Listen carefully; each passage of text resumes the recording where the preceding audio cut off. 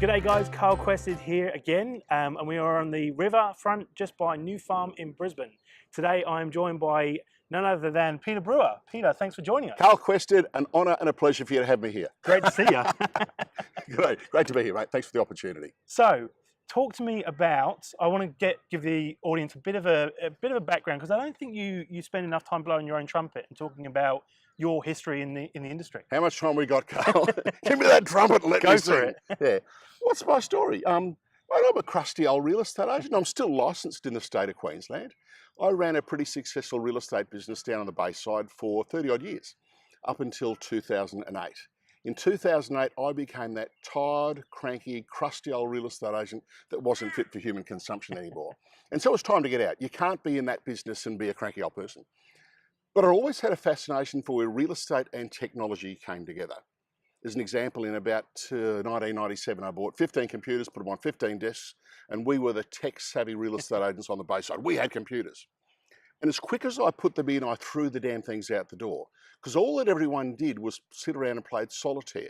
No one knew how to use the devices for what they could be capable of doing. And I guess that fueled a mantra in for me, fueled a passion in me for, let's put real estate and technology together properly.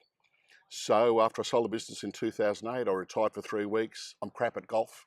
And so I put that passion together, and for the last, I guess, 8 or 9 years, I've been running around talking to real estate agents around the effective use of technology. Mantra: real estate agents won't be replaced by technology, but they'll be replaced by real estate agents who effectively use technology. And I think there's nothing more relevant than today than understanding we need to do that well, because seriously, we do it pretty badly as an industry. Yeah, and I think it's interesting. I was chatting to Damien Misso last week, and he was talking about his dad who's got an iPhone, and his dad would keep saying, oh, the bloody thing's broken again, and it wasn't broken at all. Yes. He just didn't actually know how to use it, you know? Yeah. So you obviously spend a lot of your time focused on innovation and technology and what's happening, and you spend a lot of time in the States as well. Obviously, your good partner and better half, Tara, is from the States. Much better half. And so the big event you go to over there is Inman. Is Inman one? Yep. Yeah, so the Inman Real Estate Technology Conference. It's in San Francisco in August, and it's in New York in January. And it's 4 days of outstanding learning with roughly 4,000 of the smartest people I've got to meet in the real estate tech space, or real estate and tech space. For me, it gives me an opportunity just to look at what's cool and what's crap. And we pick those ideas up, we work out whether they'll float in Australia, we bring them back and share them with our client base here. So there's just some good learning to do. You know, there's a stat, Carl, that came from the NAR about 3 years ago, and I quote it regularly, and I've shared it with you before. It was a statistic from their 2014 membership survey. The stat was 58-31. And it said that the average age of a real estate agent in the United States is 58 years of age. And I came back and I ran that stat across the Australian institutes and the franchise groups, and it's pretty much the same here. Average age 58. Average age of the 31 part is the average age of the person that consumes our product. And we've got a serious disconnect going on, and I guess that's why I have this passion, and that's why I want to change the thing so that we don't have fat old white men like me trying to run an industry where the 31-year-old consumer's going, dude, we want to do things differently the way that you old crusties choose it to be done. So that's my passion, is pick that stuff up, bring it back here and say, we need to change. So with what you see over at Inman, I think there's a bit of a, a bit of a feeling that Australians go, oh, well, just because it works in America, it's not going to work here. But obviously we're seeing more and more of this global economy coming in, and more services being globally adopted, right across the board, from, payment services like Stripe and purchases from eBay and China and Amazon and things like that. Do you think real estate has the capacity to be as open to things that are happening in the States and can work here? Well, here's the thing is, the consumer's open to it. Is the real estate industry open to it? Because we get all these closed minds around things. Oh, well, that won't work here. That won't work in Australia.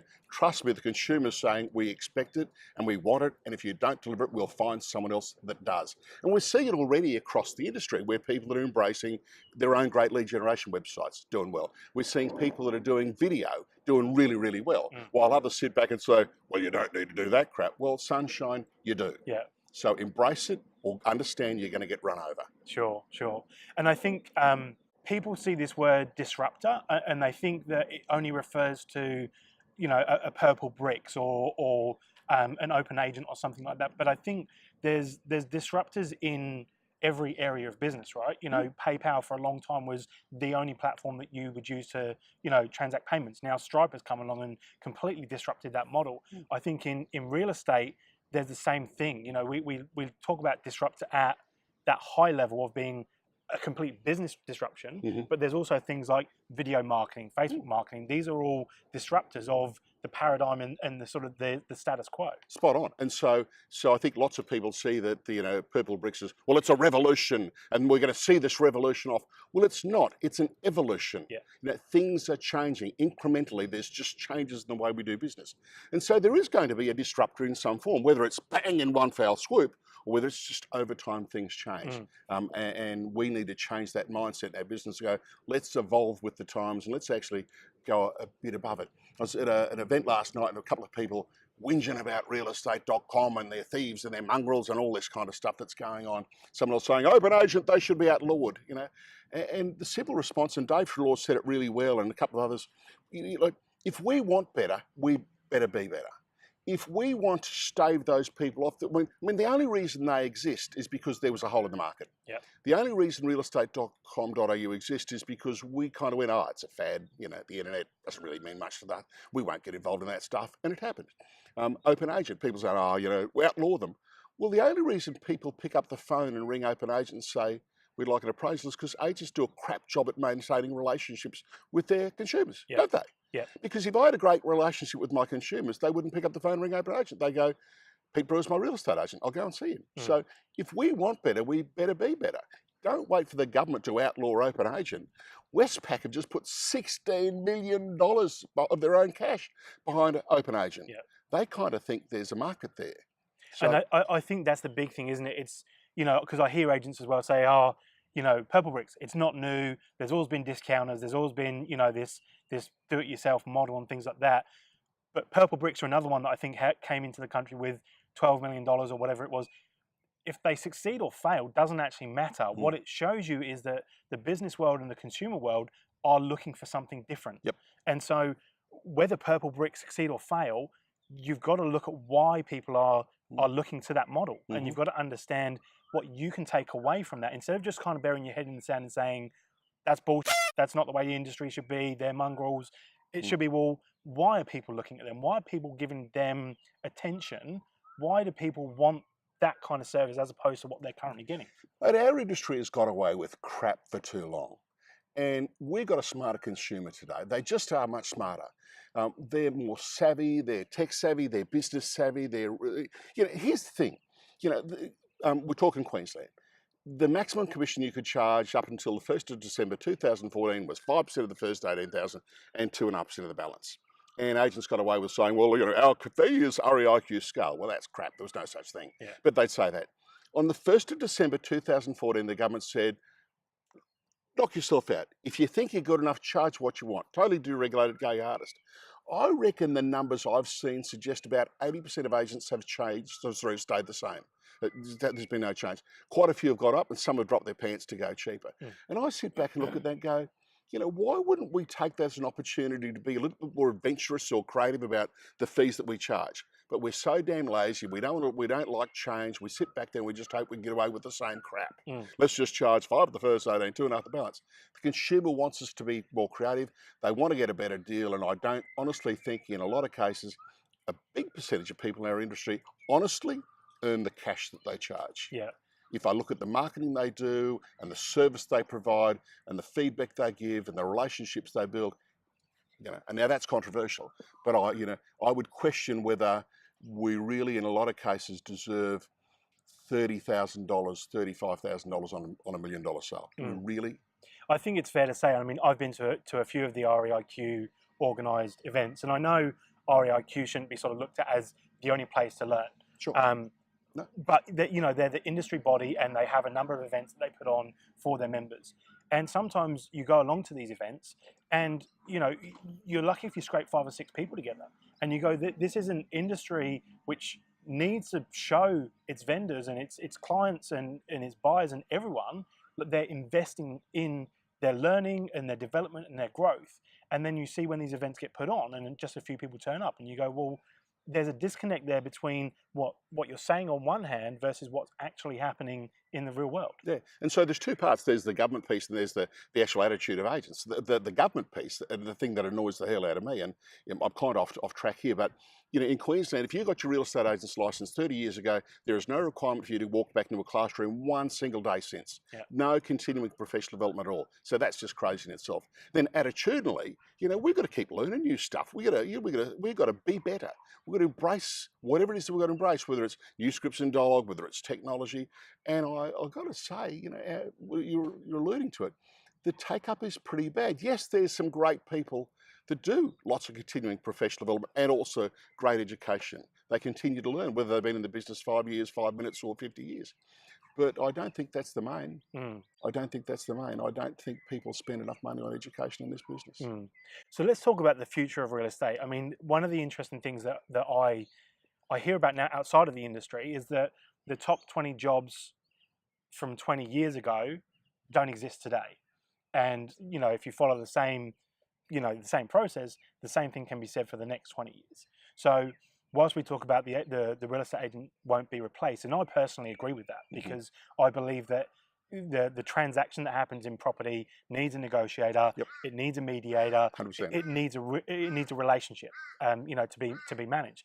What is that role going to look like in your mind in 20 years' time? In 20 years' time, Carl, I'll be 77. I won't care. So probably will. I love this business. What will it look like? I think it's still all those things, but I think we'll be much smarter marketers.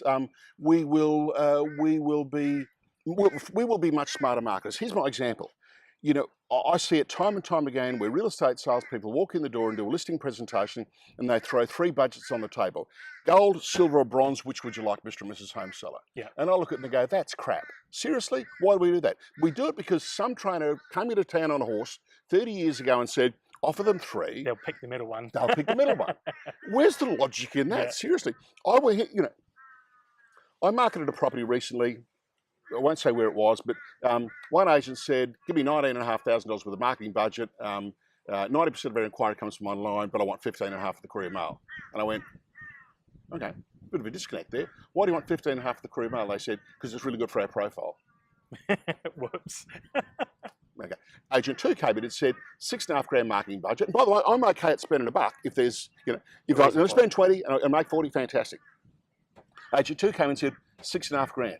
But why we're going to go $6,500? They said, this property's above your property. The buyer for this is probably someone from the western suburbs who's got a boat in the harbour. Therefore, we need to take a page in the Royal Queensland Yacht Squadron magazine. We need to take a page in the Trailer Boating magazine. We need to take a specific website for this home because it's architect design and call it such and such beachhouse.com. We need to do a video that explains the lifestyle. We need to do direct target marketing with a database of people who are yachties, boaties. Now I look at that and go, that's a professional marketer, not someone who's saying gold, silver, bronze, pick the one in the middle because you're all got the suckers like that. So I think it'll be that person that professionally markets stuff. Someone who can sit down and say at a listing presentation, Carl, we've done the research and 47% of home buyers that buy properties like this come from Coomera. They're aged between 22 and 32. They earn $100,000 a year and they do this. Therefore, we need to run some targeted Facebook ads that are just seen by those people. Yeah, and that information is available today. People can access that information. Yeah. If they spent the time to understand the tools. Hence my mantra, real estate agents won't be replaced by technology. They'll be replaced by real estate agents who effectively use technology. Because I believe if you could do that listing presentation and bring out those stats and show the numbers, the consumer will sit back and go, wow, that's a smart marketer. Is that how they do that stuff? So I think it's the profile of that people. I think it's the person that absolutely, genuinely, sincerely operates a database that is a customer relationship management tool. Not a database of 14,000 names, which is just the bloody white pages online. Yeah. It's a relationship tool where you're actually building 12, 13, 15, 20 touch points, which are, text and phone and drop by and email and, and direct mail type stuff that builds an ongoing relationship with those people. Agents that treat that seriously will maintain great relationships, and be the agents of the future. Yeah. But if we want to sit back and do average, as most do today, I think we're in trouble. Yeah. And you and I have talked about the definition of average before, and average is best defined as best of the worst or cream of the crap. I love that. Yeah. And I think it might have been Brett Andreessen or Mark McGill that said to me when I interviewed them that, no, actually it might have even been Marcus Spillane. It wouldn't have been Mark McGill. He's got nothing smart to say. And Brett, well, God almighty. Anyway, it was basically that they were able to. No, it was Tristan Rowland. I'm really dropping everywhere here, but I'm gonna quote Tristan Rowland on this one, and he said that he was able to attribute something like $4 or $5 million worth of commission to one single seller. Now, that goes back to what I heard Tom Panis when I almost first got in this industry saying about fit not fat database. Even 150 contacts is enough to grow a very successful business off of, because if you nurture those 150, they've all got friends, they've all got family, they've all got people that need your services. That's how you grow. You don't, like you say, you don't just sort of go, well, my area's got 30,000 people in it, therefore I have a catchment zone of 30,000 people, and I'm going to work with all of those. So you've just thrown up one of the things that I'm actually passionate about is this, we're in this industry where people do crap 30,000 homes or 10,000 homes, and they run around and drop 10,000 bits of crap. Can I say? I can't say that. I'll say crap. Yep. Yeah, okay. They drop 10,000 bits in people's letterboxes and they call that marketing. That's not marketing. The bit I love is there's a guy called Robin Dunbar, he's an Englishman. And Dunbar's done some research, and if you get bored, Google this, it's Dunbar's number. Dunbar's research says that we as human beings have the ability to maintain relationships with about 150 people at any one time, which goes straight to your point. Yep. If you provided outstanding service to 150 and built deep relationships, you would have all those people, your ambassadors or people sneezing your message. Wouldn't that be much better to have that? And quality of testimonials and relationships and referrals, as opposed to let's run around and drop 10,000 bits of crap in people's letterboxes and drop our pants to do a commission at 1% just to get the deal. And how much cheaper and easier is it to maintain marketing for those 150 people? Like, you get to know them so intricately and deeply that you can tell them exactly what they want to hear at any time. And Carl, people buy people. Yeah. Brands are important, all that's very nice, but you either buy into me or you don't. Yeah. You buy into other people and you don't. And so that relationship stuff is super cool. Just to marketing, and it's kind of ties on that piece. It costs nothing to provide outstanding service. But I see time and time again the bull that we do in this business of people dressing up in shiny Italian suits, standing in front of their fancy BMWs or Porsches or whatever it might be, taking an ad, and they put them on bus seats and billboards and bullshit things they do with this ad that says, I'm your rock star real estate agent. Yeah. And I'm here to tell you, when the consumer sees that stuff, they say, no, you're not. You're a wanker. Yeah. Yet we see it time and time again, all this bloody self-gratifying crap. Yet if we went and actually did some really good service and built relationships and looked after people, we wouldn't have to spend a cent on it. Yeah. Anyway. Crazy. So in terms of the future, and one of the things I'm really interested in right now is the direction of the franchises, because I think those guys are the ones that are under imminent threat because they've got this massive, great big boat, and it's very hard to turn, and it's very hard to pivot, and you've got a lot of these smaller either franchise groups or just groups in general, or even independents that are able to pivot and change a lot quicker. One example is Ray White. So Ray White have been doing a brand refresh, and that's been going through. We're one of the, because we do printing and things like that, we kind of get all of their back-end marketing contacts and things like that. They've now introduced this back-end process where they want to charge the printers to have access to their logo information. And I'm going, you don't pay me anything. You're not my customer. Your franchisee is my customer. And I had this argument back with one of our Ray White customers who hated the brand refresh when it happened last time around. And they said to me, I want you to print on the old Ray White letterhead. And I said, well, you're the one that pays the bills. So yes, I will. Oh, wow. So, and we could potentially get in hot water from Ray White over doing that. But the point is that there's such a disconnect in the franchise groups between the ship they're trying to steer and what their franchisees are trying to do. I think it's inevitable that the number of franchises are going to just split off because they go, well, you're just not adding any value. Well, I think there's different models, aren't there? You know, Mm. there's, I mean, I guess, and I've spent 10 years as chair of the professionals in Queensland, 9 or 10 years, spent a lot of time on the national board. And so I understand some of the challenges that are there. I guess the challenge for the industry is, if you sign up, you sign up. If you don't, you don't. But you can't, you know, so from the franchise's point of view, if you want to be on this ship, this is the way we do things around here. There can only be one best way. Now, I know that struggles for a lot of people, but if you want to be on this team, this is the way the team goes. Yes. If you don't, there's plenty of other options out there. And I think it's ballsy for a franchise to do that, but it actually shows balls and it shows leadership. If you sign up to that, you're in. If not, well, you probably should escape. Now, I know that's controversial, that will piss some people off, but there's no shortage of options out there. Yeah. You know, Whites have done a great job at building a franchise and building customer recall and getting people in the door and building an army of people and building a great culture. You got to admire it. Oh, for sure. Yeah. Does it suit everyone? No, it doesn't. And so if it doesn't suit you, go and find one of the others that do. Yeah. Because I do see in lots of franchises and some of the marketing groups, they're almost just at the stage of saying, we've ticked the box. We've given you a website. We've given you some crap to put on social media. We gave you some basic training and we gave you some marks and logos. Good luck. Yeah. And for some people, that's all they need. But, you know, I think others need a whole lot more. And to say one size, one box, everyone's got I don't think it does, actually. Yeah. Anyway, it's a great discussion. So in the future, with the number of real estate agents we have right now, I can't remember what the actual number is because it would obviously change day by day, but I think it's something around 35 or 40,000 registered real estate agents in Australia right now. Again, that may be up or down based on any given day. What do you think the future holds for the number of real estate agents? Now, as a country, obviously, our volume is going to grow. So that obviously helps with the number of agents that it can cope with.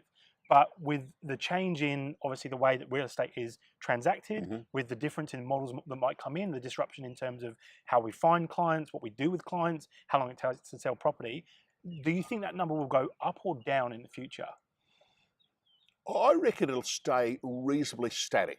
But I reckon the divide between those that are making a serious buck and those that aren't will get wider. Yeah. I reckon the agents do an outstanding job will be getting 3.5%, 4.5%, 5%, and they'll do it standing on their head, and they'll be outstanding. And I think the balance will stay. There'll be a few in between coming and going, and the balance will be dropping their pants. And I say that based on what I've seen in the American model, where, you know, there are 1.7 million agents in America, 330 million people. The average number of transactions inside the Keller Williams brand last year, and wait for this, Carl, the average number of transactions per salesperson for the year was 0.8. So not even one transaction? Not even one per year. Now that's across 96,000 or something other than their brand. 0.8. You know, that's pretty scary. But, you know, it's, you know, that's it's a bums on seats bottle. And it's also, well, you've got a license, so you can help Nellie sell their house and Freddie and your cousin and your auntie, and they're kind of happy. They're also working on a 6% fee. Yeah. So, you know, if they knock over 2 or 3, you know, for the year, you know, they've had an outstanding year, triple their income. You know, so I think there's going to be that kind of, you know, there'll be those that do an outstanding job, and then those that, you know, there will be some scrapping down there at the bottom end. So I think the numbers probably will stay the same, roughly based on volume of transactions, based on growing population. Okay. Now, you've been involved now with the REIQ for, is it 2 years? 2 years on the board, your second year on the board, love it. Yep. And what, if you can give me some insider information about what the REIQ, what are they trying to do? Because obviously innovation is at the core of them staying at the forefront as an industry body as well. And obviously there's always pressure, I guess, from members to, you know, be more adventurous and do more things. Yep. What are some of the things that REIQ are taking on right now? You know, I guess the thing most people aren't aware in Queensland, and this is relevant to all institutes, I think, across Australia and New Zealand. You know, we're built on the doors of government almost on a daily basis to make this a better industry for the consumer and also for ourselves, to make it better around a range of things, around legislation, around protection of agents, around protection of tenants, around protection of home buyers. Seriously, if you saw some of the crap and some of the insanity that comes out of government of proposals they want to put in place in our industry, you would faint. Yeah. And so, you know, there's a big percentage of our time is spent dealing with that legislative stuff just to keep things sensible. Then there's the stuff around leadership, around innovation, around technology. I know our current CEO, Antonio Mercarella, is really passionate about this stuff. We've got a technology day coming up on August 30, where we've got Facebook coming in, we've got Google coming in from the States. We've got a range of technology people, because we see that no one's honestly taking a great great leadership position in technology in Australia. We've decided that's one of the places we intend to be. Because agents are looking at this stuff going, well, I have no idea where to start. What video should I use? How long should it be? What's a Facebook ad? What's a lead generation website? What's the effective use of this stuff? And so we're going to, we are taking a space in that area. We've historically been known as a kind of a property management style institute. We've been very active around driving the sales side of the business, education around sales. Also really strong around getting lifestyle right in this business as well. We hear all this craziness about $1 million agents and, get up at 4 a.m. If you want to, that's okay. And work till midnight. I've been through the burnout stuff. So I know the importance of work hard, have fun. Work hard, have fun, and get a balance. So, there's lots of great conferences that preach all the stuff about work hard. We want a balance so we get a sustainable, good people in our business. So there's some of the things we're working on. I just wanted us to be a better voice for the industry. And I think we do that well. I just don't think many people really understand what we do. And I think maybe that's one of the shortcomings, is the REIQ probably doesn't spend enough time blowing its own trumpet either, in terms of saying, these are some of the battles that we've had this month, or these are some of the things that we've had to be fighting up against. Yeah, I think that's a fair comment. I think that's a very fair comment. I think that probably, as an institute, we could probably learn better in that respect.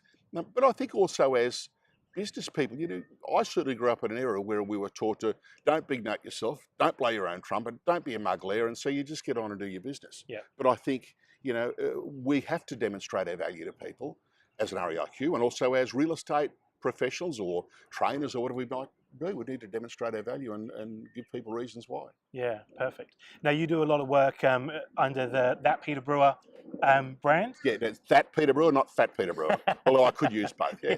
I'll make sure the mic's working. That's That Peter Brewer. And so you do everything from you do training consulting on general real estate as well as technology. Yep. You do locum real estate as well. So we do a range of things, Carl. I just love this industry, and I can't imagine a day when I'm not part of it. And I hope it's just I hope I walk out of a consultancy meeting and just drop into a box. I don't want to think about anything in between. We do lots of old style real estate work. We do lots of new style real estate work. So we do recruitment placement for people. We do counselling. We do exit interviews for businesses when someone needs to go. Range of stuff. I've done the occasional locum for people. So where a business owner says, I just need a break. I've got my license. I'm happy to go in. I'll sit in their chair. In some cases, we sit in the chair and just run the business. In other cases, they say, listen, we're away for 2 weeks. Can you liven things up around here? And so, I'm really happy to do that as well. So it's just such a great business to be part of. I'm fortunate of having 35 or 38 years or whatever it is of every level of real estate behind me that I think I can value add in lots of areas, and I love doing it. Yeah, and where can people find out more about that? Is the website? So thatpeterbrewer.com or peterbrewer.com, you'll find me a range of stuff. I said to Lee Woodward last week, type my name into Google, and if I don't turn up, then you shouldn't employ me. That's my job as the online world. So, go to thatpeterbrewer.com, type my name into Google, and get in touch. I am, hopefully people see that I am passionate about this business. I'm passionate about making it a better business. Any way that I can help people do that, I'm in. Perfect. Peter, thank you so much for your time and catching up today. I really appreciate it. Mate, thanks for the opportunity. Always a great pleasure to see you, Carl. No worries. Guys, catch you again next time.